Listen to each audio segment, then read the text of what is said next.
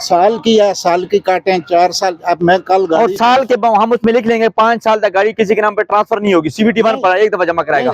CVT एक दफा ना लें, हाँ, लेकिन बार बार लें। बार बार लें, लेकिन अगर मैं 3 साल पुरानी करा रहा हूँ ना जी, आप 3 साल पीछे रख के 2 साल की लें।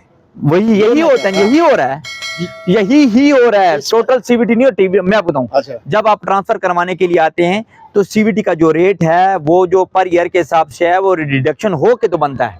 वो जो आपका चालान बनता है वो रिडक्शन हो के डेप्रिसिएशन कट के फिर बनता है। मैंने खुद एक प्रियस ट्रांसफर करवाई जी, उसकी डेट ऑफ रजिस्ट्रेशन क्या थी? 5 साल के अंदर आ रही थी वो। 5 साल के अंदर। और मैं आपको बताऊं फिजिकल ईयर होता है जून से लेके अप टू जून तक, ठीक है ना?